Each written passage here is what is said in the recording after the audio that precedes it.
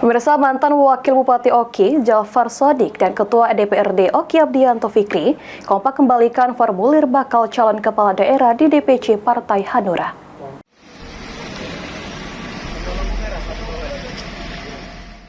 Didampingi masing-masing fungsionaris partai, HM Jafar Shadiq dan Abdianto Fikri mendatangi kantor DPC Partai Hanura untuk mengembalikan formulir pendaftaran bakal calon bupati dan wakil bupati pada Pilkada serentak di Kabupaten Oki pada 27 November 2024 mendatang.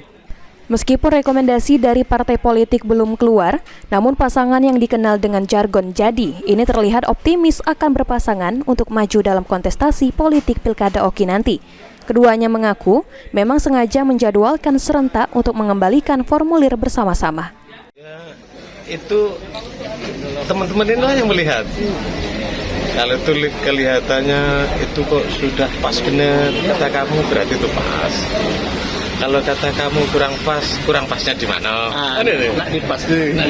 Mana yang paling cepat tepat ya itu. Artinya 95% Pak pasangan kita ya.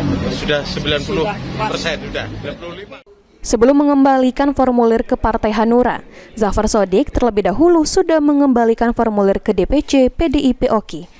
Diketahui PKB Oki mendapatkan 7 kursi, DSN PDIP 6 kursi dalam pemilu serentak 2024.